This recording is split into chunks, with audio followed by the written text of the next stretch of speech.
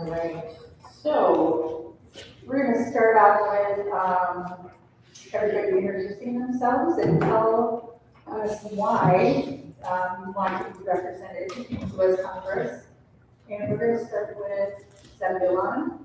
You've got 3 minutes. 3 minutes? 3 minutes. Okay, can everyone hear me? Cool. Hello, my name is Zebulon Federley. I'm an electrician from Traverse City. Sorry, that's my rings. I'd like to start with a quick question, actually. If everyone who feels like they've had to pay closer attention to politics lately could raise their hand. I'd love to see that. Okay. I see a lot of like-minded people. For a majority of my life, I've been somewhat distant from politics. I watched from a distance as government did its thing. I was focused on my life and my work. I was climbing wind turbines, cross-country skiing, playing soccer, biking. But today, things are a little different. Today it feels required, necessary even, to pay close attention just to feel confident that the government is working for us. The past year alone, I've consumed more political content and news than the previous 18 years of my life combined. And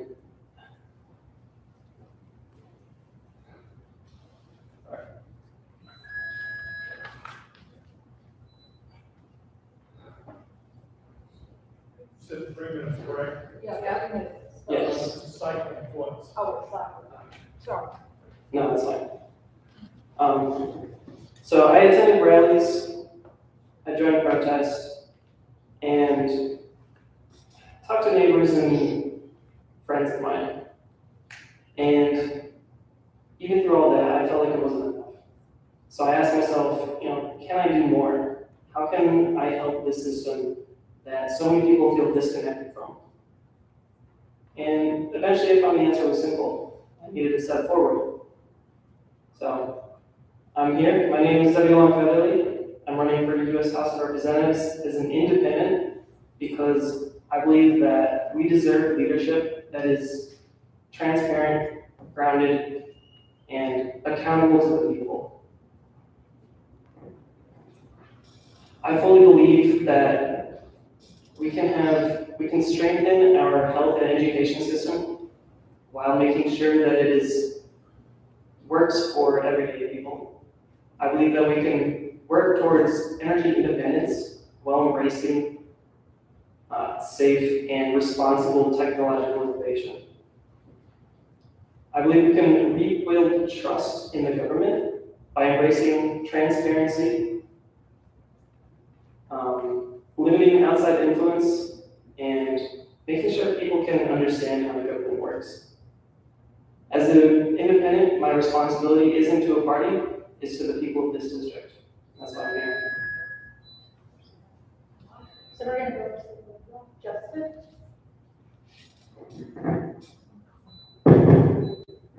Perfect. Everybody hear me okay? Mm-hmm. Great. As I sit here, I have a smile on my face, and the reason that I have a smile on my face is because I'm thinking about the first time that I actually heard about this. I'm running for Congress here in Michigan's 1st Congressional District because I will not stand by and watch as our democracy is being chipped away. Like you, I believe in the Constitution. I believe in the Bill of Rights.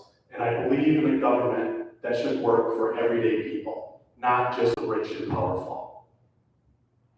But let's be honest with ourselves. This next election is not going to be simply about red hats or blue ties.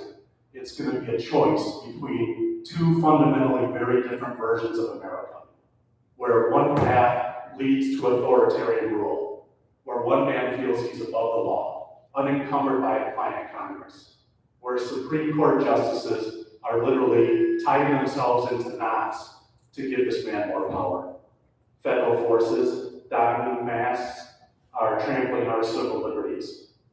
Money is appropriated by Congress for our well-being, are being held leveraged for one man's power. The other path, democracy, a system of checks and balances, a government of laws, not men, a constitution that's there to protect us all, a system of government that has guided us through war, depression, division, and made us the greatest military and economic power on earth. That's the path I choose. I choose to believe in Michigan. I choose to fight for our democracy. I choose to fight for everyday hardworking Americans, and I choose to fight for restoring the American dream for our loved ones. Thank you.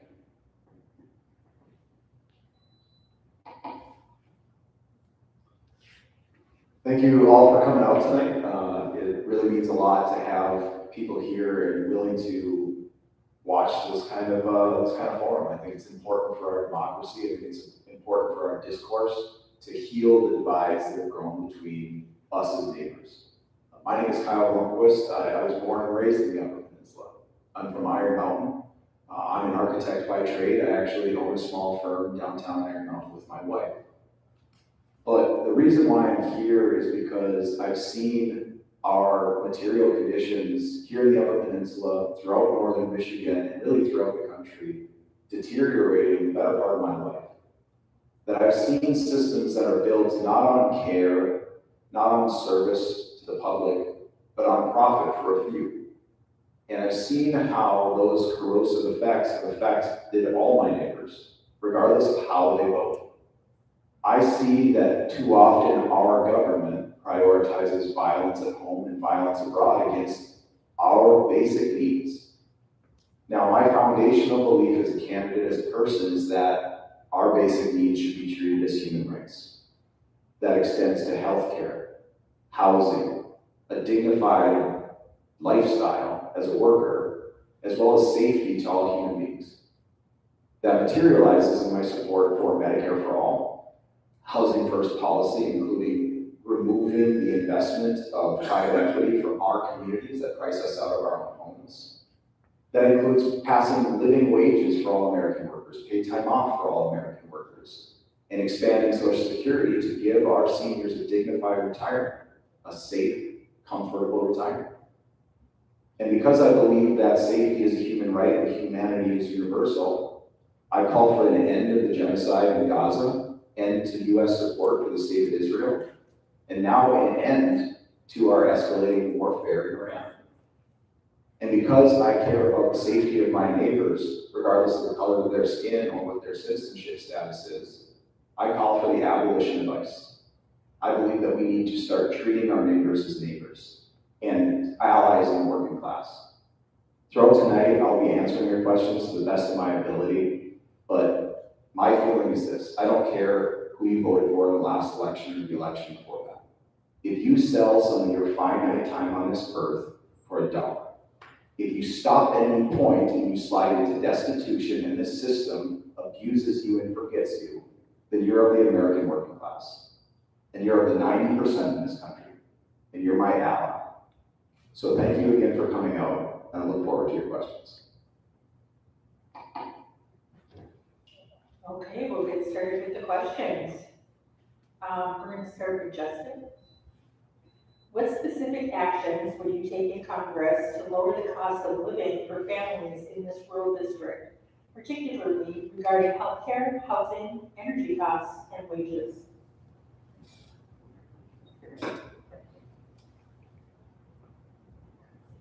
I think that we have to look at what's driving those costs and indicators, and the first thing that comes to mind is our deficit spending. We have got to get spending under control. We're bleeding and hemorrhaging money into the system, and it's devaluing the dollar and the currency, which is causing prices to increase, wages to go up. And if we don't control our spending in Congress, if we actually don't take the time to sit down and look at some of the wasteful fraud and abuse or the access spending that we have, wasteful spending, we don't get that under control, we're going to continue to see inflation rise. We're going to continue to see costs increase for hardworking Americans, especially in our district. So my support comes from championing the idea and perspectives of building coalitions that really want to address our national deficit, our deficit spending, working with people who are willing to fight the good fight and look for areas that we can cut expenditures. And although that's a difficult task because it requires us to make difficult decisions, it's something that's necessary for our country to thrive and be prosperous.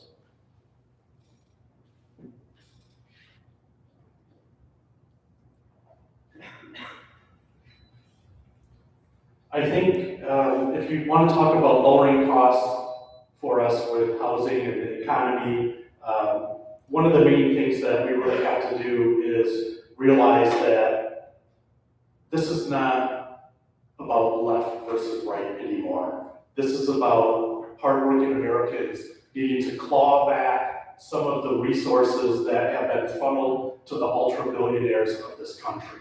So almost every question probably that we're going to talk about tonight, in my mind, goes back to exactly this question: is how are we going to increase the livelihood of the middle class and still also be able to balance our budget, reduce our multi-trillion-dollar deficit. If I was going to talk about one thing, maybe housing is a major issue here. You know, the median home income is like $63,000. That means the average family can realistically afford a $175,000 house. The reality is, in new construction now, for a modest 1,100 square foot house, they cost $275,000 to $350,000, and it's just unaffordable. So as a member of Congress, what I would work towards is working on federal policies that give grants to people to buy homes that help rejuvenate neighborhoods and other policies like that. I think we start by addressing the way that we pay for healthcare in this country, or don't pay for it. The United States of America is the only developed nation in the world that does not provide universal healthcare to its citizens, and I think this should stop.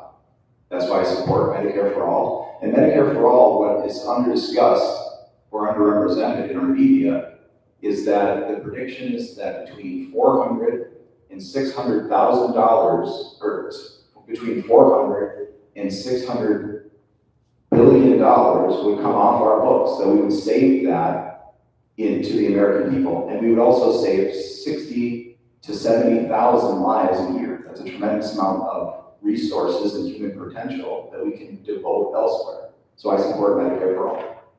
I support sound housing policy, including forcing private equity to divest from single-family residences. That would repatriate a lot of housing back to the American working class in communities like ours, where they have since priced us out, and it would allow us to grow household wealth. And I support universal living wages and paid time off for all American workers. That you should not have an employer be able to game the system and be able to take away your livelihood or your vitality so that they can spend it on stock buybacks. And instead, I want those wages, those living wages, spent in our communities, supporting our small businesses.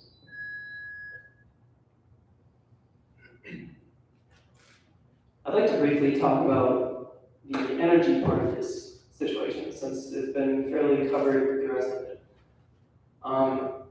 Currently, we subsidize oil and gas as an energy source.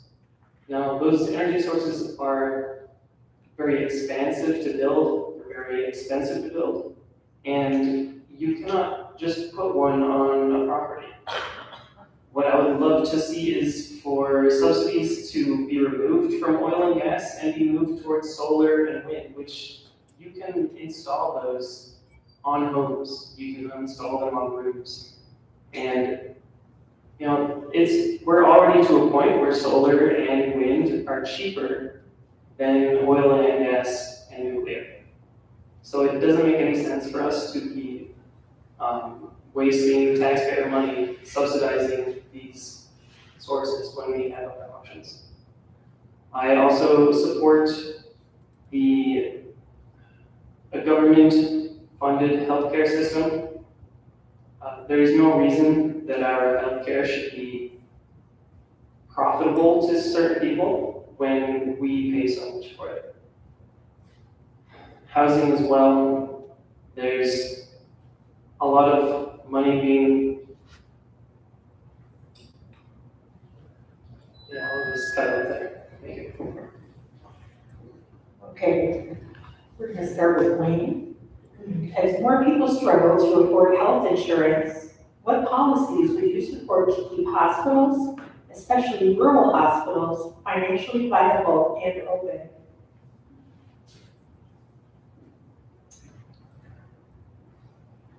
So in regards to healthcare, access, cost, freedom are important things that we have to discuss. Rural hospitals are in decline because they are not seen as profit centers. When they close a rural hospital, you have long travel distances, which can be dangerous. We are watching as our premiums are rising, but they're not keeping up, or but they're going well above what we're getting in wage increases. So when it comes to healthcare, what I think needs to happen is we already have a system set up, but what we need is we're missing the key linchpin to that system, which was integrating the public option into the Affordable Health Care Act, which allows the government to use its buying power to offer healthcare insurance. I'm not saying that we need to get rid of people's healthcare insurance, so if you have a program that you like, you stay on it. But we use the federal government's buying power to lower costs and make things more competitive. And then you can do the same thing with drug price negotiations. And the biggest thing is we need to divorce our healthcare from our employment.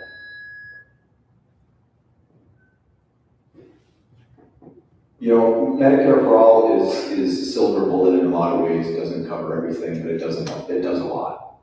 One of the most important things it does is, I'm from Iron Mountain. I understand what it's like in places like Menominee to be a border city or a border community. Understanding that in the Upper Peninsula, you're surrounded by Great Lakes, and you're surrounded by that Wisconsin-Michigan border that represents the edge of your healthcare network. And now, as Blue Cross Blue Shield is negotiating largely in bad faith with the University of Michigan healthcare systems, then they're risking of also taking those community clinics offline. And so Medicare for All, a large component of it that's under-discussed is the fact that now we have removed those artificial barriers to care. And if you're an hour and a half away from a good specialized care down in Green Bay, Wisconsin, you can do that without doubling your family maximum out of pocket. The other thing that we have to do outside of Medicare for All is understand exactly why our healthcare systems in rural America close. Because the profit motive has not been satisfied. Now, my feeling is instead of the state of Michigan trying to throw extra money at a company like Stiles to try to keep a labor and delivery department open in Ironwood, we should be opening a public clinic, a publicly run and operated clinic for those communities that private corporations have deemed non-profitable enough, because we still need the care.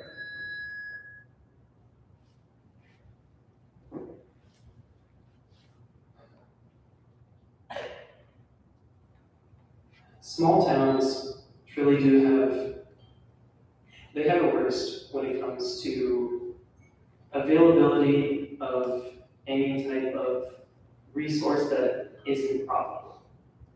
Because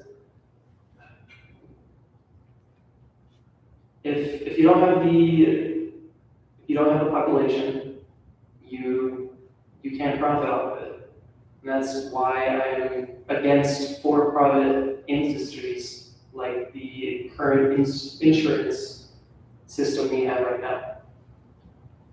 I am fully in support of a federal single-payer medical insurance agency, and whether or not that's the Medicare for All like Kyle's talking about, I'm not as confident, but I do think that we should convert ourselves over to a single payer system.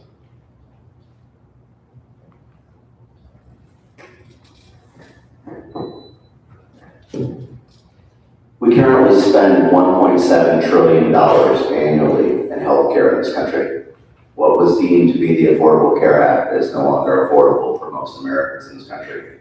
Next year, we're on track to spend $2 trillion. And this process has shown that the more the government gets involved in healthcare, the more expensive healthcare becomes to the people who actually use the services that it provides. Unfortunately, because it's law, Congress doesn't have the ability to appropriate more money. It's a maximum or mandatory spend on the taxpayer. The only healthcare legislation or appropriations that congressional members are able to vote on are the federally qualified healthcare centers, or FQHCs.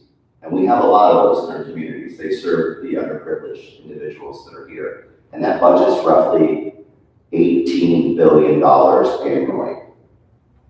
Although I'm fiscally conservative, I would definitely support adding more to those appropriations because those people are serving the people who are underserved in our community. If you get an opportunity to go out and meet anybody that works at the FQHCs, they're really doing a great job, and they're regulated in a way and such that they have to report much differently than hospitals do that are for-profit. So please take the time if you get the opportunity to go out and support your FQHCs and get to know about what they do.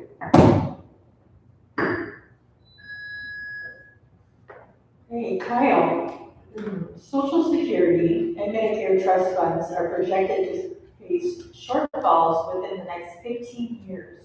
What is your plan to ensure long-term sustainability for people depending on them? I'll address Social Security first, is that we need to uncap Social Security tax. That right now in our country, I think that after your earnings, after I believe it's around $170,000, are no longer taxed. That means that the wealthiest in our country functionally pay nothing into the Social Security system, even though that has a direct impact on their workforce. The workforce that they require to grow their billions and billions of dollars. So first, we uncap Social Security tax. And then when you talk about something like Medicare, Medicare for All takes everybody who is right now paying private health insurance premiums and they move them into the pool with the rest of Medicare recipients. Right now, Medicare recipients, people that are 65 and older, those are the most costly members of our society. And so you move the healthier people into a pool with the costlier members and you flatten the playing field there and you fund that system in perpetuity. And then the last thing you do, the most important thing that you do right now, is you tax the ultra wealthy. You tax their gains and you tax their accumulated wealth, because that's ultimately our wealth. That was wealth that was withheld from us in our compensation. And that will both fund the things that we need, but it will also address other affordability concerns on the ground. Because when you have functionally infinite money, all you can do is invest it and outcompete the working class.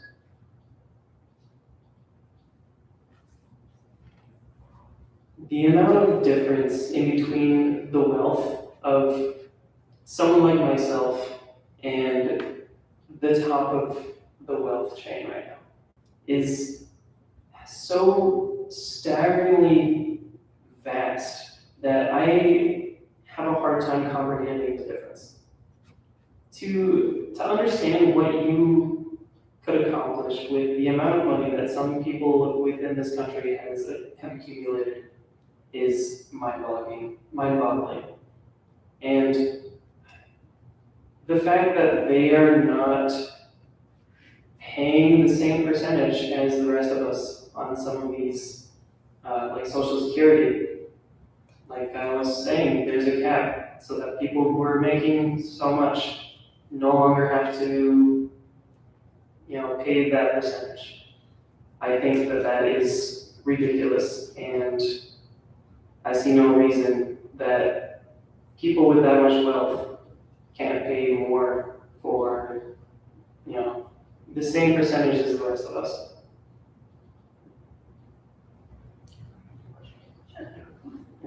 Okay, Social Security and Medicare trust funds are projected to face shortfalls within the next 15 years. What is your plan to ensure long-term sustainability for people depending on them? It's a lot sooner than that. It's actually, we're gonna run out of funds by 2033, which it was 2034, but with some of the tax cuts, they bumped that down to 2033. So it's inevitable, and it's a cliff. Now, interesting, when I started doing research on this, I actually built some models to try to see what I could do in order to change that, and I could only get it funded to 50%. And I did what Kyle said, I removed the income tax, changed some of the barriers. I even pushed the retirement age to 80 years old, just to see what I could do. And I could only get to 50%, which is alarming and concerning. So I realized at that point that I wasn't smart enough to solve this problem by myself. So one of the things that I would strongly suggest is that we start getting people together that are experts in these fields and have discussions and conversations now about the inevitable shortfalls that we're about to experience. And that's going to require a lot of people to come on board. And for some reason, unbeknownst to me, probably because of re-elections, no one wants to bring this up. Because a lot of the voting base are people who are on Social Security right now. And they look at those things as a scare tactic because if I'm to tell you honestly that there's a good chance that your Social Security benefits will expire even though you paid into it your whole life, there's going to be some havoc in this country.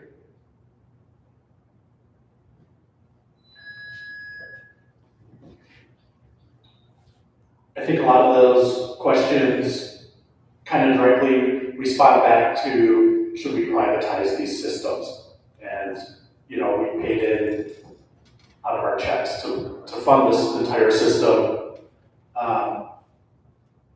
We're always being told that we can't have nice things for our country and for the people who have worked their entire lives and paid into the system. So we can't have health care, we can't have affordable prescriptions, we can't have a safe retirement, but we have an unlimited checkbook for war. And we need to really start drawing some of that money back that we think that we're going to spend on our military, and we need to start investing into the people in this country. I don't think anybody wants to keep raising taxes to pay for more programs, but what we really need to do is get in there and make sure that we're spending our money effectively and that we have clear oversight and transparency on all the programs. I also believe that we need to uncap the Social Security tax. That's a huge revenue source. It's set up for very few people in the United States to take advantage of it, and they're massively taking advantage of it. We need to have a wealth tax. Money that's held in one family forever and is never taxed because they have all these systems set up to not have to pay and then just pass this generational wealth on to their children is not putting any money back into the economy. All right, Zebulon. The First Amendment states that Congress shall neither establish religion nor prohibit its free exercise. How should this principle be applied in practice today?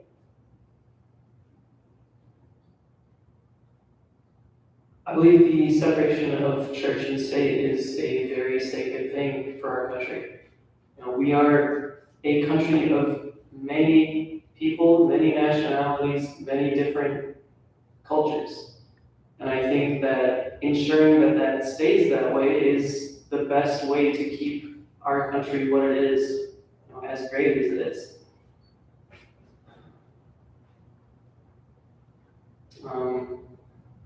I think just ensuring that we keep that separation is the best way to go about it.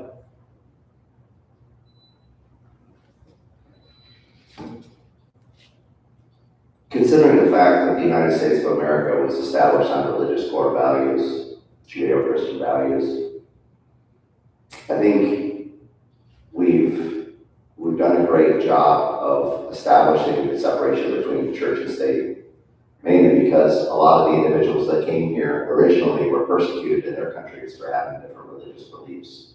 And of course, there were times in our country where we persecuted people for their religious beliefs. And in some ways, shape, and form, that still happens to this day. And it's unfortunate. It's not as prevalent probably as it once was. I think religion is on the decline, which is terrifying in a sense, especially Christian beliefs in this country. I think that if people gravitated more to understanding religion in its purity in the simplest form, that our country would be a better place. There are a lot of great values in many different religions that teaches people how to be kind and considerate, to care about our neighbors, to go do good deeds for people, to do God's work. And I think that a lot of those systems have disappeared because of politics and because of government. So it's up to us as people in our communities to uphold those values and to push our government away from trying to take away the very freedoms in religion that we want to possess and keep. Could you repeat the question? I just didn't hear one detail. The First Amendment states that Congress shall neither establish religion nor prohibit its free exercise. How should this principle be applied in practice today? Thank you. So it's more of a question about religion and not the other tenets of the First Amendment. Okay, so I'm a practicing Catholic. I'm probably the most left-leaning Catholic in my view. And what I see happening is with the separation of church and state, not only does it weaken the state when we start bringing religion in to run the government, but it also weakens religion itself. So if we decide that we're gonna, once the two systems start intermingling with each other and playing off of each other, they're basically doing themselves a disservice.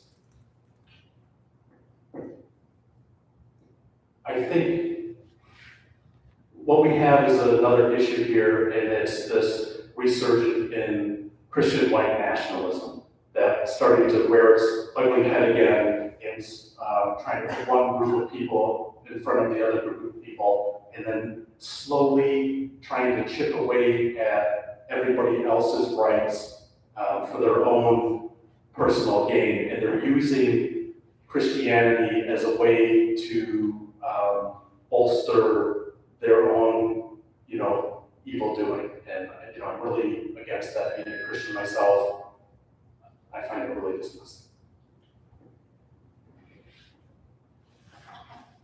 I believe that we should not be interjecting religion into our schools, into our public schools.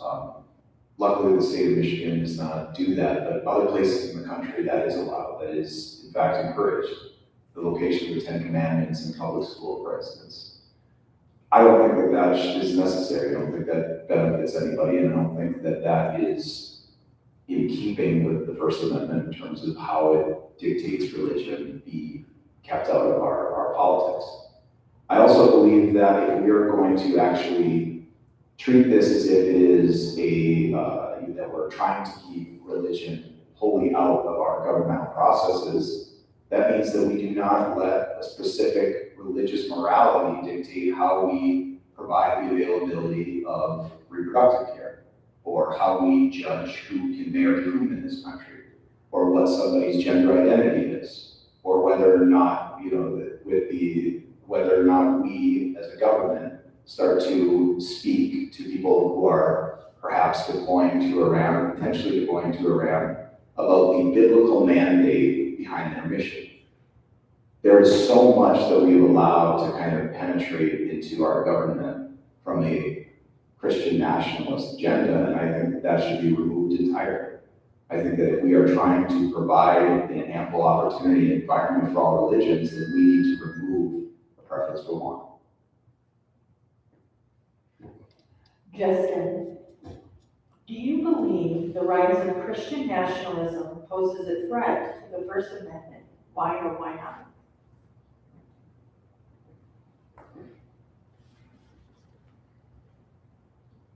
I've never been asked this question. It doesn't come up in any of my circles. I don't see Christian nationalism as being a factor and the divisions that we have in this country. I think people want to have faith in something in this country. They want to have a belief, and when your institutions are failing you, and when you lose trust in the institutions that are supposed to protect you, people gravitate towards religion. You've seen this throughout centuries. People want to have purpose in their life. They want to identify as something. They want to be something more than just a finite being on the planet, and people gravitate to religion.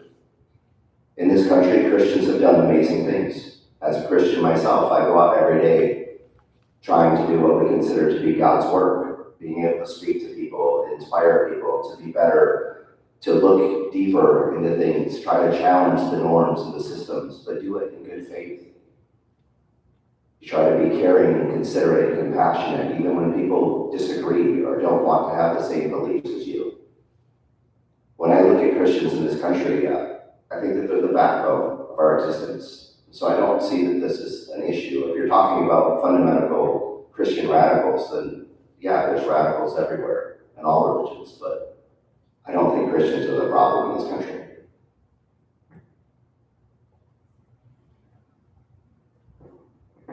I think I was fairly clear on my last response of what I think about Christian white nationalism in this country. I think it's doing a huge disservice to every American out there, including the people who are fully pressing this issue.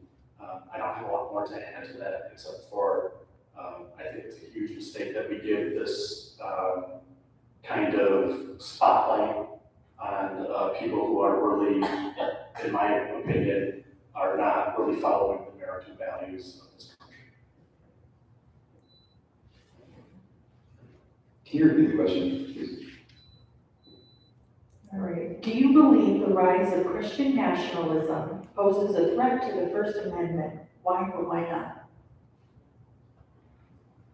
You know, it's difficult because obviously I can speak to the what I see as perhaps corrosive effects within, you know, our personal liberties or the way our government might function around Christian nationalism when it's imposed in that regard. When I look at Christian nationalism as an ideology, we have to acknowledge that the First Amendment also protects that speech. So white Christian nationalists, even though I might disagree with them, they have the right to practice that. Just like I would want my Muslim brothers and sisters to be able to practice their religion, or Jewish brothers and sisters to be able to practice theirs. It really isn't until that starts to become the operating modality of our government and starts to infringe upon the First Amendment rights and freedom of religious rights of other religions that becomes a problem. And so when I look at our government in particular, I think that there is a tendency to normalize, say, Islamophobia. And I disagree with that. But if you're asking me specifically around white Christian nationalism, then I find it difficult to say that is inherently a First Amendment issue, because it really isn't until that becomes a governmental policy. Outside of governmental policy, they have the right to practice that as long as it doesn't endanger others. No religion on its own is inherently bad or endangers anything. It is when those religious people affect others in their community and in their surroundings that it comes into question. So the existence of Christian nationalism, I would say, does not threaten the First Amendment on its own. However, if some beliefs within that system start to affect the people and the communities around them, that is when it becomes a threat to the First Amendment. Okay, Wayne, do you support requiring federal law enforcement agencies to follow the same rules as state and local police regarding identification, badges or body cameras, warrants and use of force standards. Why or why not?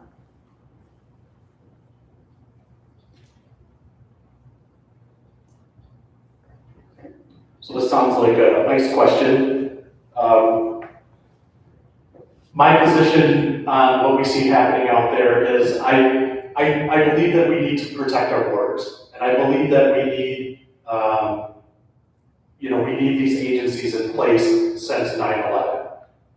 However, what has currently happened is we've had a hijacking of that institution. We've put an unprecedented amount of our federal dollars into that program. We've lowered the training standards. We've put people in positions with weapons that are basically military grade, and we see these forces, are playing this cosplay military system.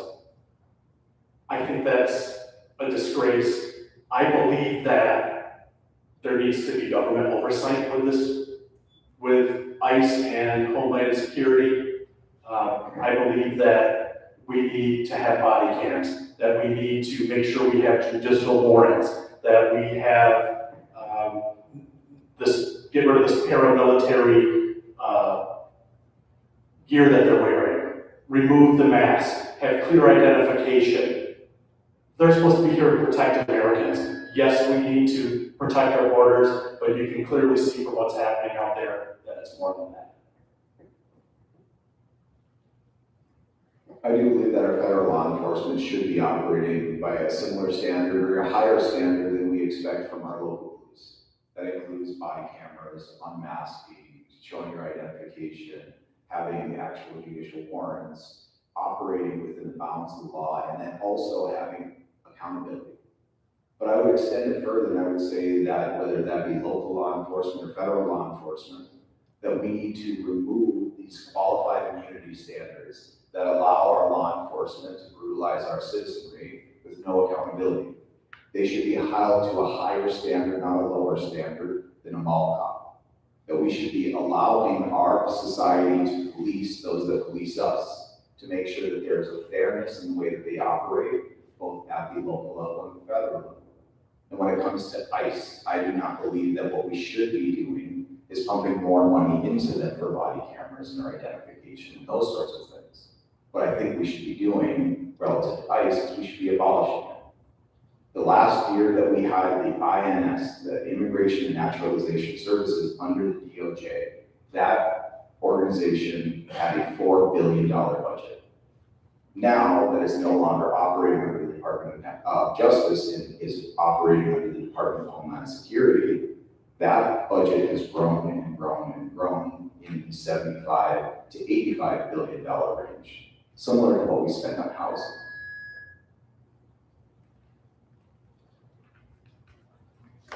I fully support transparency in any agency, whether federal or local. I also support a strong sense of accountability. We cannot allow individuals, just because they are within the federal area, to get away with, to be unaccountable for their actions. Especially when it comes to American citizens. I'm right there with Kyle. I think we need to hold, especially federal agency, to a higher standard than local. And I think it's clear right now that that is not happening.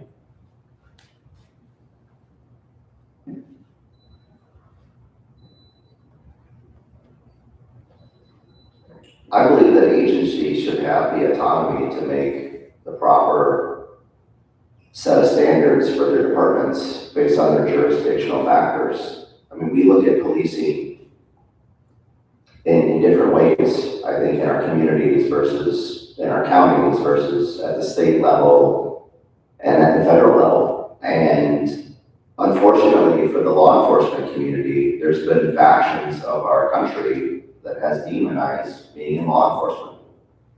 And we forget that these individuals are called to serve us in our worst times. And they're constantly being exposed to traumas and other factors that we, the people, rarely get to experience. Obviously, no one is above the law. We have a set of standards and laws in this country everyone needs to adhere to. Law enforcement is no different. But when you start to set basic standards, then standards and conditions that should be met in certain communities or at the federal level often get overlooked because it's blanket. And when you have the autonomy and the ability to set those standards that fit your jurisdiction, then there's a lot more oversight and understanding. So I think sometimes when we say things emotionally, it gets us fired up in terms of how we're going to support or what certain agencies should do. Agencies should set the policies and standards that are best for them. Okay, Kyle, when your party's pressure, your personal conscience, and the views of your constituents conflict, what principles or criteria will you guide how you vote? You know, this is a good question for me because I graduated from high school in 2004 in Dickinson County, and when I did, I was a Republican. As I left into the world, my views changed. That's not a value judgment; it's just a reality. And so when I stopped calling myself a Republican, when I stopped considering myself a Republican, one thing I didn't do, believe it or not, is I didn't start calling myself a Democrat. I became very distrustful of a system that has been used as a wedge between me and my neighbors, has been used to obscure my shared humanity and my common cause with fellow members of the American working class. So while I am running as a Democrat, I personally couldn't care less about this partisanship. It really is a barrier more than anything. And so I have actually called, I've said numerous times on the record, and you can look on the internet, is I would not support Hakeem Jeffries as the leader of the Democrats in the House if I was elected. I believe that we need to do better for the American working class, that should be our North Star, that we should not try to gauge what's popular and accept injustice and equity along the way. I think that we should set our North Star at justice and equity, and that we should work to make that popular. And so I am always, always, always going to legislate on behalf of my neighbors, not the party. This was a good question for you, Kyle. It was a great question for me. As an independent, I have no party. I have no obligation to any party leadership, and I'm only accountable to my own morals and the people of this district. If there's a significant majority on a topic and I disagree, I have to remember that I am a representative of the people. And I think keeping that in mind is going to be very important moving forward. But like I said before, I have no party, and that makes that decision fairly easy for me.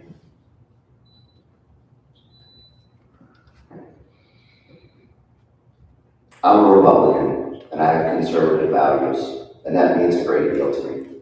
I've been raised in a Republican home. I have over 100 years of Republican heritage in my family. But when you're elected to Congress, you're elected to represent people, not your own views or your own positions or your own agenda. I've told people from the start, please have a seat at the table, let's have discussions, let's have a conversation, let's figure out what's best for Americans. And it's difficult, because a lot of those conversations are tough, because we have inherent bias, and we have our own ideas of how things should be done or how things work. But the reality is when you are elected as a representative, you're elected to represent the views of the people. And although sometimes it's hard to get everybody together to make a decision on that, I hope to be able to do it. I hope to be able to reach out to my constituents when these big omnibus bills come in and say, is this what you want? How do you want me to vote? What's important to you? And hopefully you'll respond and you'll be proactive and you'll say, this is what I want to do, become more informed. The problem is we elect people into Congress and we expect them just to vote, but we don't give them any insight on how you want them to vote or why they should vote a certain way. And a lot of times those representatives don't tell you what they're voting on. So look at this as an opportunity to elect somebody that's going to give you a voice and listen to what you have to say before making their decision.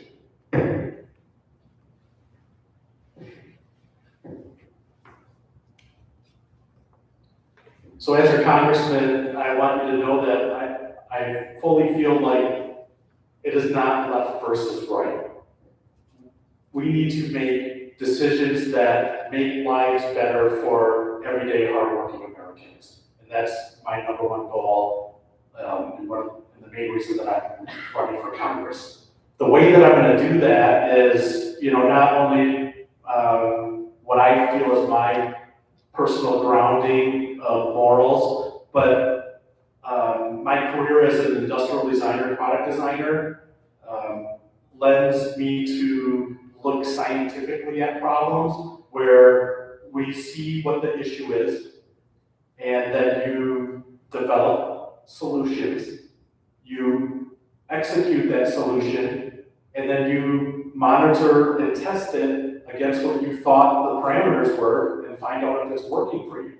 And if it's not, then you have to be able to step back and say, we need to correct course of this ship. And then you just need to do it. And you have to do this over and over and over again with every policy, and just keep going back and going, are we making life better for the American people and the people that are in our districts? All right, Zebulon. Congress controls federal spending. Should any branch of government be allowed to withhold congressionally approved funds as a political tool or for any reason? Why or why not?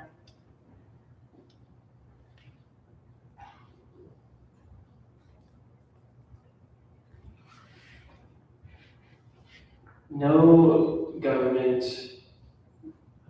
part of the government should be able to withhold funds from other parts of the government.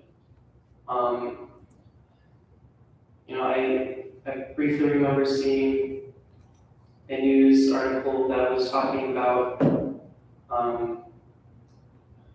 disaster relief funds being withheld from certain regions. And it was said that, the news article I read was saying that it was, politically motivated. I think that that is a disingenuous approach, and it's not one that I will ever be supportive, and it's not an approach that I will ever support. And I believe that using funding as a lever is not a moral way to go about it.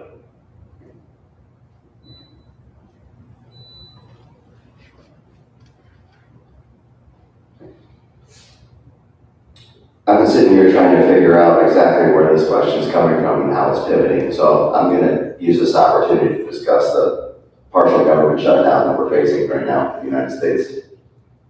And it's mainly because two law enforcement officers have done something that the public eye has taken a hold of. And we won't get into the specifics about that, but we can discuss the fallout from it.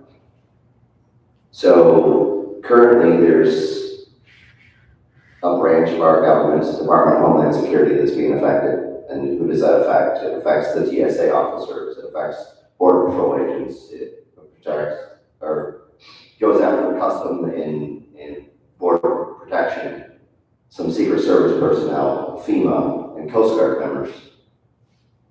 And it's being used as a political tool to get change in an agency that has been conducting raids and operations throughout the United States to enforce our immigration laws. And it's a concern because by doing this, it doesn't make our country any safer. And those people right now go to work every day because they're essential employees, but they don't get paid. and they have bills that they need to cover, and they have responsibilities and obligations that put their lives at risk every day to defend us and protect us. And that's not right. We shouldn't be doing this, and we definitely shouldn't use politics in order to make a point.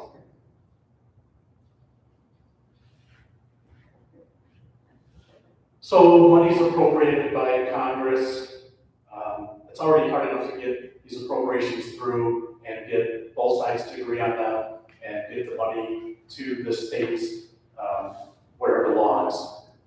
Holding that money hostage and leveraging it for one person's political gain to vindictively, make a retribution against their perceived enemies, I find goes against everything I believe in and what I expect the United States to be and how we are expected to operate. Just because somebody has the power to do something like that, doesn't make it right. Might doesn't make right. And that's basically all I have to say. Congress has the power of the purse. They're going to allocate funds, and those allocations are part of deliberation and bipartisan efforts across the aisle, across two chambers of Congress, and are ultimately signed into law by the President of the United States of America. So when those appropriations are ultimately forgone or withheld based on how those agencies themselves decide to operate autonomously, then it puts our communities in jeopardy.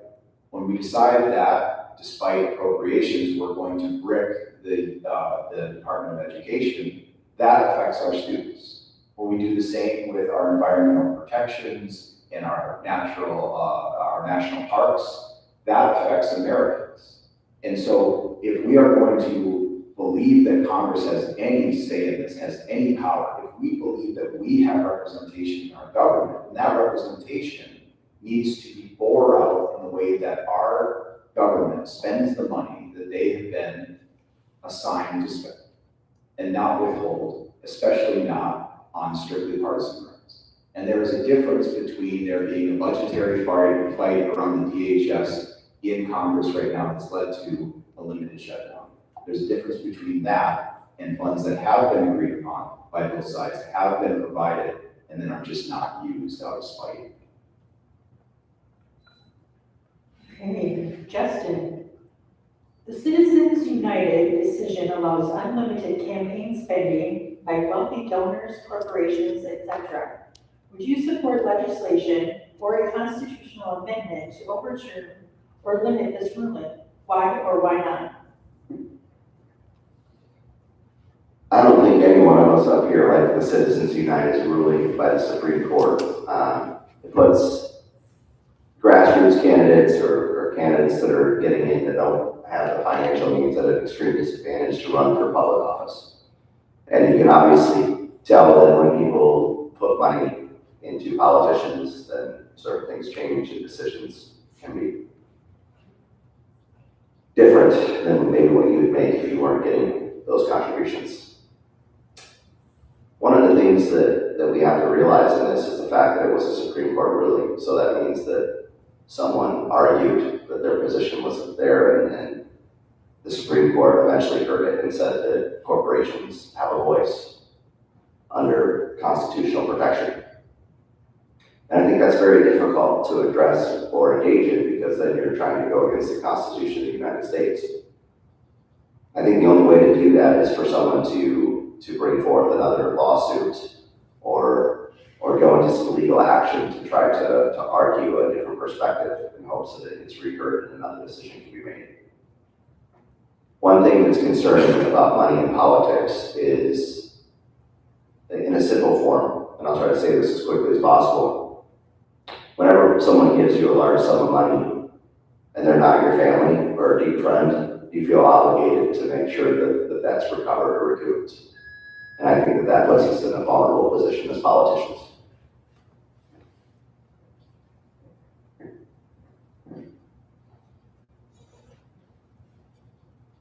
Money appears to be the root of all issues here with many of these questions. In regards to Citizens United, our democracy should not be for sale. And that's basically what has happened since Citizens United. It has allowed unlimited funding to go into campaigns. And as Justin said, all the candidates that you see before you here today are not independently wealthy. Someone asked me earlier at the entrance, like, what have you figured out since you've been running for Congress? And one of the things that I found out is I should have been a lawyer, or I should have had financial donors willing to bring hundreds of thousands of dollars to my campaign before I even started. Because that's really what it takes to win an election. So we need a constitutional amendment to overturn Citizens United. Billionaires and super PACs are dominating our elections. And we need full disclosure of political funding. You see Jack Bergman in the news, he had one of his donors, families donated $280,000 to his campaign from California, not even from our state. So we got money flooded into our race particularly, so we don't even have a chance to defend the people out here. We need to ban congressional stock trading. We need stronger lobbying rules. We need the voices of voters must outweigh the power of money, and democracy should not be for sale. I support a constitutional amendment overturning Citizens United. I don't think that there's anybody at this table from the sounds of it that disagrees with that. How do we get there? It's a massively popular position regardless of whether or not you're a Democrat or Republican. So why isn't it being proposed en masse? Why does it have massive support? It's because everybody, a large majority of both parties that are in Congress right now benefit from Citizens United decision. And I will go further, and I will say actually the worst effects as far as I'm concerned of Citizens United are not that because they allow the Republican side to out-fundraise and out-compete the Democratic side. I think the worst effects of Citizens United are felt in deep blue districts, in the way that those same Republican donors, those same billionaires participate in Democratic Party primaries and ensure that by the time you get to November, that decision has already been made.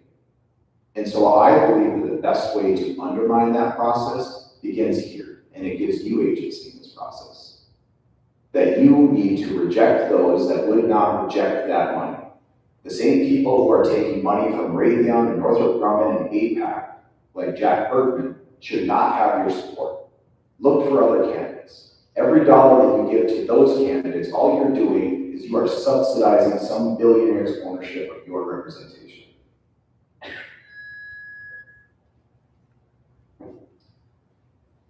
Short answer, I do support overturning Citizens United, like the rest of us. Long answer, people forget that corporations are groups of people. Those people within those corporations already have the ability to donate to people on the campaign trail, just like the rest of us. There's no reason that certain individuals should have more power than the rest of us. I agree with Wayne here. He's brought up transparency a little bit. On my campaign, on my website, I have a page dedicated to transparency. I think it's super important that we can easily have access to information in regards to where people are getting their donations from and what they're doing with it.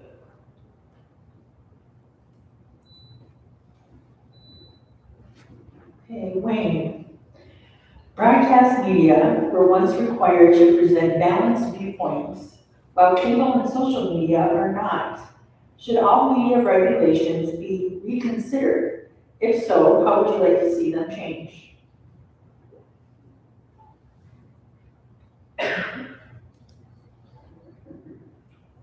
I'm not even sure if I was alive when it was balanced media coverage. That's not true, but that wasn't something that we thought about. I think with the advent of 24-hour cable news has really been almost like, it was like the starting point of the downfall of getting, accurate news information. because it became a money game, and it became like like the Entertainment Tonight, or of the modern age. Shock value is what sells money, or it's what sells, and it brings in the money. So if you follow the New York Times, they're going to give you their views on the most hottest items out there. However, they also write a lot of beautiful articles on just great things that are happening around the world. They get no support because people are pre-programmed as human beings to look for the next danger in their life. So we are addicted to this constant bombardment from our media. And so I think it's more than just a question about whether we need fair representation, and it's more like we need to have a real conversation in this country on our addiction to social media. I think ultimately you're talking about the difference between a publicly funded, publicly operated public service in the information, the informing of the electorate, the informing of the population as we used to know it, and what our news media is now. It's 24 hours, it's entertainment, that there is a level of deniability there that we've seen exploited by multiple news sources. And what I tell people is this, is that do not believe that you are not subject to propaganda. Whether you're watching CNN or Fox News, OAN, or MSNBC, you are subjected to some low-grade propaganda. You need to harden yourself against that. And that means that we need to be reflective about where we're getting those news sources, what news sources we're using, and be doing our best, being as diligent as possible. But this expectation that we're going to be balanced on every single network, every single medium, I think is unrealistic. And how we police that is almost impossible in the internet age. Because what you're talking about is almost partisan. The only way that you could actually narrow it down, there could be on a number of issues, nearly infinite positions that you would have to platform. But if you're just looking for the Democratic mainstream position or the Republican mainstream position, that narrows it down, but it also excludes a lot. Can you repeat the question? Broadcast media were once required to present balanced viewpoints, while cable and social media are not. Should all media regulations be reconsidered? If so, how would you like to see them change? Thank you. Personally, I would love to see anything that is labeled as a news system, whether it's a talk show or a large channel, anything that is labeled as news needs to be held to a higher standard. They need to offer equal viewpoints. If they're going to bring up a subject, they need to allow opportunity for the other side of the argument to have a voice. I don't think that this should apply to smaller media sources and anything that's not labeling itself as a news source. I think trying to apply that type of system to everyone, it would make a lot of hassle for the everyone.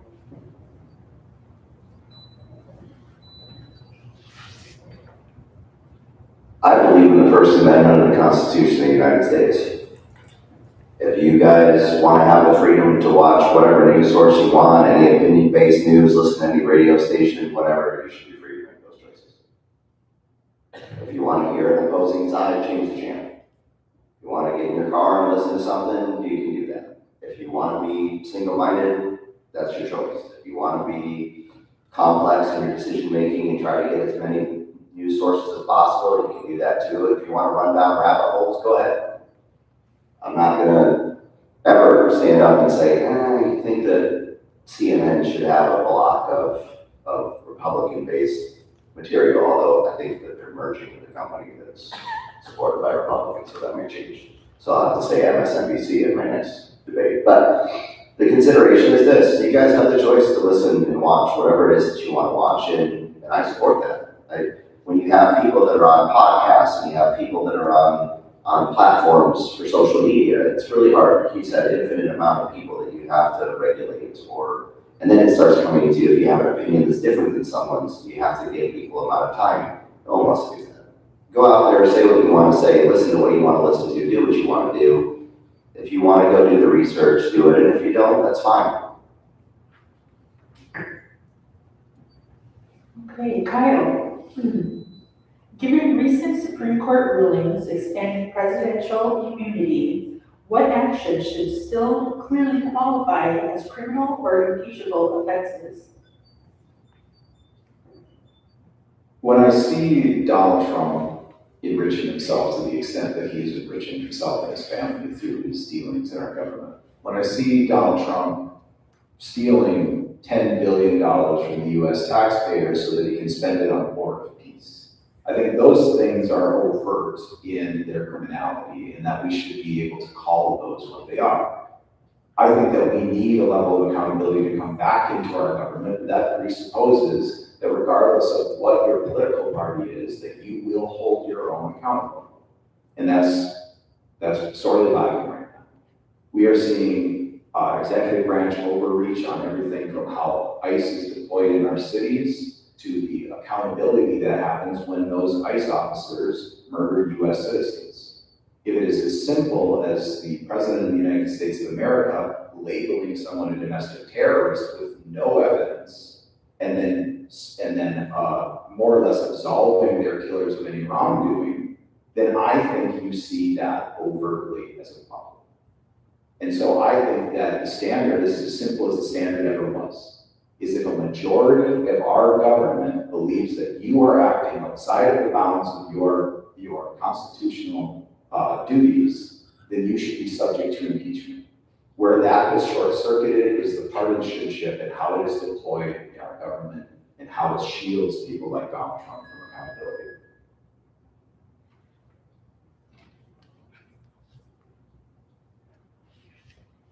I believe strongly in accountability for anyone, whether they are the president or just an average citizen like the rest of us. I think that accountability is the cornerstone to having a government that is working for the rest of us. That said, I don't believe that we should use the legal system as a way to attack people. I've got a friend, and we were just discussing this topic a little bit, and he brought up the point that some of the legal actions against Donald Trump seem to be more of just a political attack rather than an actual attack. And I don't believe that we should be doing that sort of thing. I don't think the legal system should be a tool to attack other people. However, I also think that no one is above the law.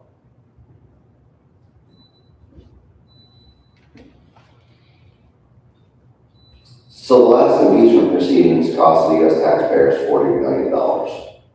And it took like 2 months of time and ended up not coming to the conclusion that the majority of the House at that time wanted. When you're looking at these things, currently the Republicans have the majority. There's no way in the House that they would impeach Donald Trump unless they had an impeachable offense where people would come out and say, this is impeachable. Should the Republicans lose the midterm elections, one of the first concerns is that we're going to go through another impeachment proceeding. Whether that passes or doesn't pass by majority, that's going to be up for debate. But it shouldn't be weaponized. It takes a ton of resources and a ton of time away from issues that we're actually facing in this country, things that we need to be spending money on. I would love to have $40 million invested in our communities. We need the money. We need the help. So when you're looking at these factors, it's fun to play political games when you don't have to pay the bill. It's fun to file lawsuits against people when they can't afford to defend themselves. But it's not fun for the taxpayers to have to keep funneling these processes or policies through or paying for them. And I think that's one of the concerns we need to have. We need to have civil discourse. We need to talk about things. The actions of one person, if they're criminal, they can face impeachment. But I think that right now you don't have that support, at least from the Republican side yet, to impeach Donald Trump for anything he's done.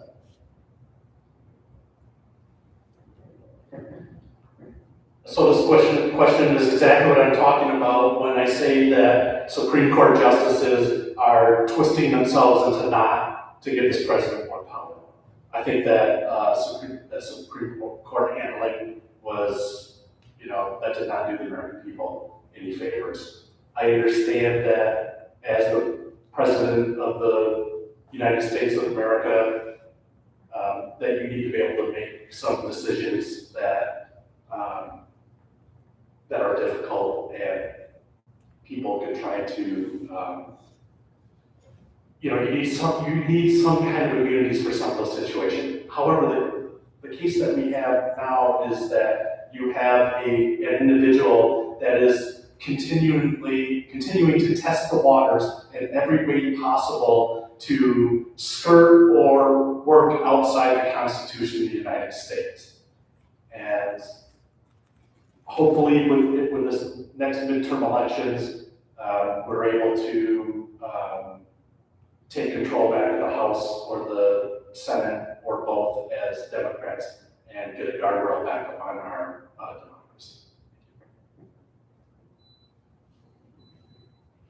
Zebulon. This district borders Canada.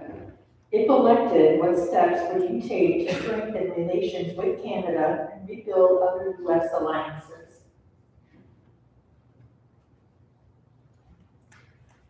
I think the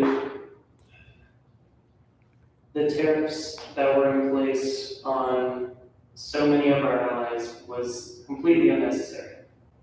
It makes no sense for us to start economic strife with our allies, people we've been working with for so long. First, I'd like to get rid of any tariffs that are not there for a valid reason.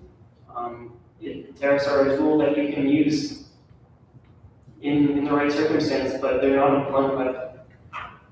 And I think it's going to take work and it's going to take time to rebuild the trust and the relationships that we've had with some of these countries, but I think we can do it.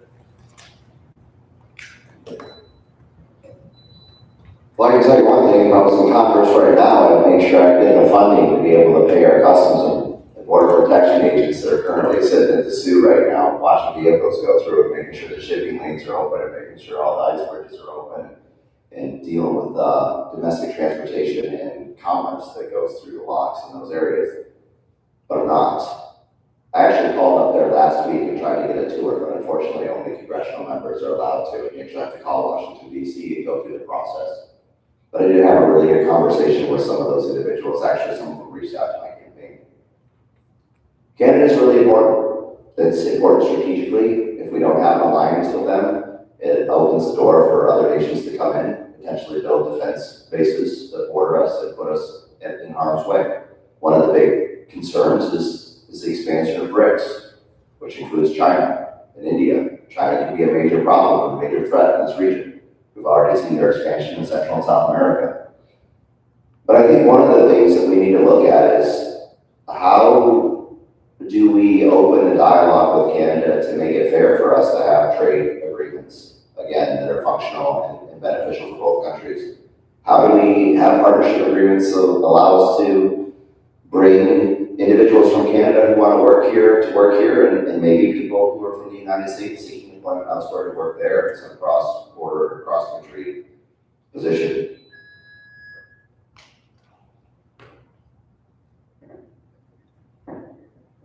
In regards to Canada, I think you could look at Mexico as well, but Canada, look at what's happening. We were talking a little bit about housing and the way that home ownership is becoming unaffordable for people in our district. We get a lot of lumber from Canada. I do construction on the side, and I watched as the price of a 2x4 doubled. And you can't even plan for budget or plan for your small business future when you have these uncontrolled tariffs going on and, you know, these other countries, they don't know how to react. What it looks like is if you come and kiss the ring of our benevolent president, then you will get a better tariff rate. So he's using tariffs as a political tool to reward and punish other countries around them for his own personal gain. So, I mean, trust has been broken with, you know, one of our best trading partners and a defensive country in America. So, you know, I don't know what the final answer is to that, but we've done a lot of damage at this point, and once trust is broken, it's hard to get back. An individual member of the House has limited capabilities in terms of acting in terms of diplomacy between nations. But what you can do is you can use your platform and act as a sort of envoy to our Canadian brothers and sisters and speak to them, at least for your values. And I think that's important for somebody who's representing Northern Michigan in Congress, because we have such a close cultural connection to our Canadian brothers and sisters in the North. But one thing I would say is, speaking on, say, NAFTA, is I believe that rather than having agreements in place that ensure that Canadian or American or Mexican corporations can continually exploit the working class of America, the working class of Canada, the working class of Mexico, that should be in an unacceptable situation. That all of our trade agreements should be based around the shared prosperity of our working classes. That means that we should ensure that we have wage parity between us and our Mexican brothers and sisters to make sure that they do not have our jobs exported from America to Mexico just so that we can exploit them harder and then create conditions in our lives where we are constantly having to remove workers' rights and privileges here in order to compete. And so first and foremost, I think it's about understanding that our relationship with Canada and Mexico should be contingent on a working class movement.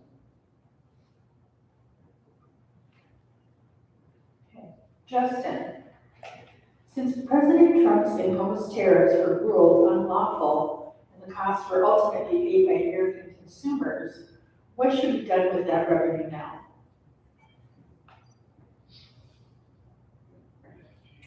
Well, I think companies and corporations are going to try to get refunds on those tariffs, but here's the unfortunate perspective.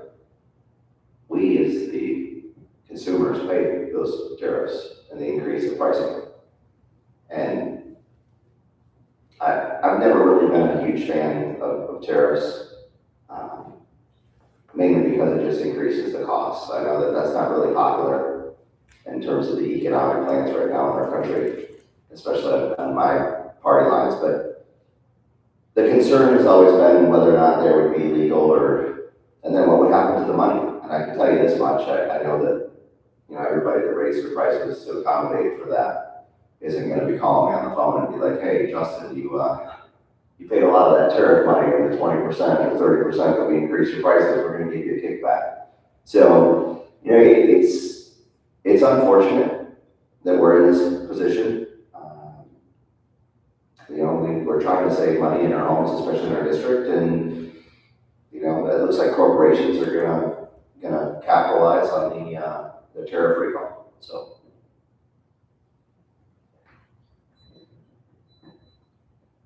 They can start sending out the rebate checks immediately to the individuals in this room and across our district. Let's pay us first instead of paying the corporations and foreign governments or however that money's going to go.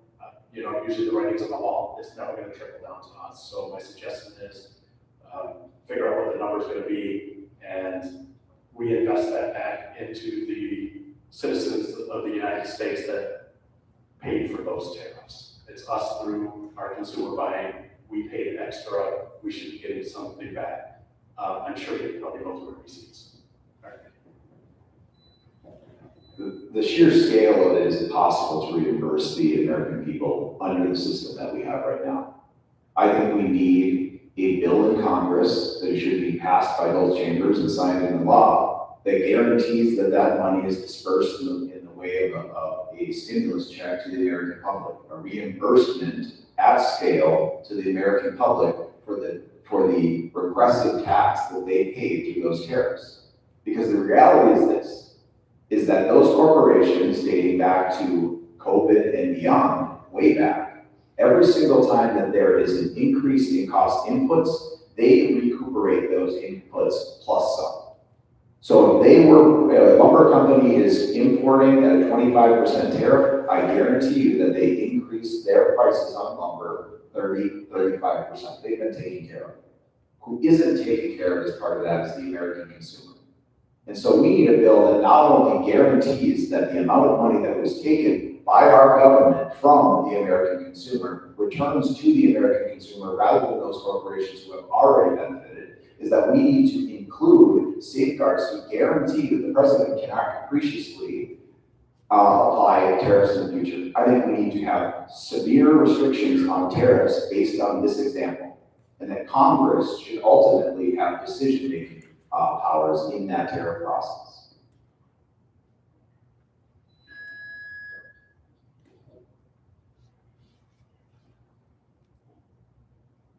I would love to see, stimulus checks come to us. I don't have high expectations for that to happen, but I'd love to see it. My expectation is that the refunds that are given out to corporations, we're going to have to hope and hope that those corporations are kind enough to spread the wealth within their company to their workers. I don't expect to see that happen either. There are things you can do if you know that your company is getting a lot of money back. You do have a voice within your own little system. There are things you can do. There are things you can say. You can use your voice. I do hope, like I was saying, that we put systems in place so that this doesn't happen again. And hopefully we avoid these issues going forward. All right, so now closing remarks. Each candidate will have 2 minutes for their remarks. So I'm going to start with you, Wayne. Thank you. I'm not running for Congress because I need a job. And I'm not running for Congress simply to try to move the bar in our district. I'm running for Congress to flip this congressional seat blue and get a guardrail back up on our democracy. But I can't do it alone. We're up against billionaires and super PACs and all the money that has entered our political system since Citizens United. But I think we have something even better now. We have people who are ready to stand up and fight for Michigan's future. So if you're interested in volunteering for my campaign, I welcome you. If you want to make a financial contribution, I thank you. I'm asking you for your vote so that together we can defend democracy, we can fight for everyday hardworking Americans, and we can restore the promises of America for our loved ones. And for everybody here and everybody across this district, and for anybody who's ever been told they can't have a fair shot at the American dream. Thank you. I want to thank everybody for coming out tonight. I think it's been a great forum. I think the questions were really excellent. I hope that we all answered them to the best of our abilities. I know I tried my damnedest. Ultimately, I'm running for 2 reasons. Because I want my neighbors' needs met. I want their lives improved drastically so, and I'm willing to do so in Congress. I also want the violence of our government to be checked. That I no longer want to see my taxpayer dollars going to fund death abroad. And those 2 things are the things that I'm always going to fight for. In me, you will see a candidate who has sworn off any AIPAC money, who has called Israel's genocide in Gaza exactly what it is. And on the other side, in Jack Bergman, we have somebody who has exported our dollars to a foreign nation to perpetrate that genocide and speaks so glowingly of that nation. And now we are seeing our brave American men and women potentially being deployed again in another illegal forever war abroad. So I hope that you support anti-war candidates. I hope you support America First candidates. And I hope that you consider myself among those. Because ultimately, my goal is to see that your needs are met, and I see that there's an inextricable link between our spending abroad and our basic needs being met at home. Firstly, thank you all for coming out tonight, and thank you for the volunteers for making this conversation possible. I'm truly excited about this campaign. I believe the United States is capable of so much. We're a country of innovation, we're a country of diversity, and we're a country built on the idea that the government works for its people. When we have leadership that listens, operates transparently, and stays true to the people it represents, we can shift away from division and towards solutions. I'm running as an independent because my loyalty belongs to the people of this district, not to any party, not to any party leadership or outside interests. That's the commitment that I'm making to you. No party, just people. They always save the best for last. One of the things that I want to say is I want to congratulate each and every one of you tonight. You did it.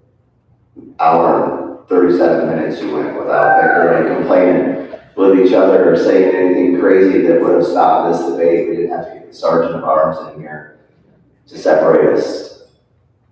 And why I'm congratulating you is you just showed that it can be done. We didn't have to yell and scream or try to prove points or try to say that our information is more important or try to show that our moral value or moral high ground is better than someone else's. We just sat in a room, we listened, we had a conversation, we were civil. And that's you. We've seen each other now a few times. We've been able to have conversations that are off the record and we've gotten to know each other. I'm actually happy that they come and they're willing to have conversations. It's something that I really think we can grow on and build on in this district. It's time to have discussions. It's time to have meaningful dialogue with each other. And I hope tonight sets that tone for this county. I hope that you guys continue to work together. I know that Tracy, she's a great voice for our party, and I hope that Tracy, you continue to work with them in the community. Thank you so much for your time.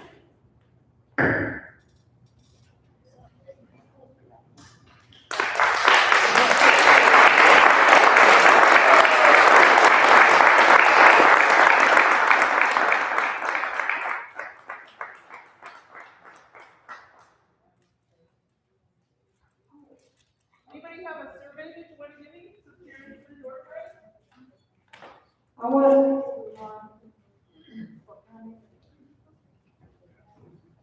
participating and get home safely, drive home safely, watch for the deer. My car's been there will be a post-form party at Lock Canyon at 2110 10th Street, and everyone pays their own portion. So thank you all again for coming, and be careful going home.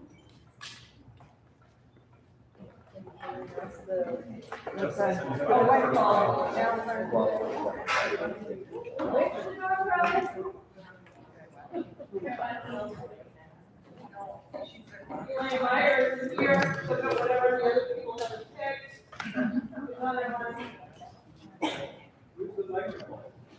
Microphone. Karen? Where's your bill? Did you sign one? You want one? You're welcome to go over there and pick whichever door price you want. The one that says fragile is fragile, so don't be messing.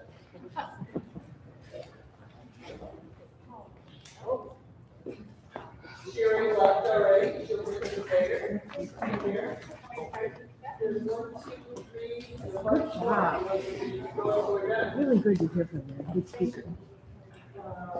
Margaret, thank you.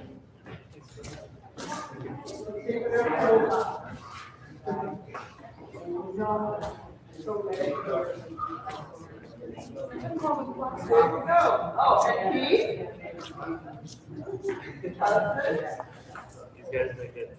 Yeah, they do set the bar. No, he's still here. Yay. Oh, you don't know. Well, if you guys never been fun. He was.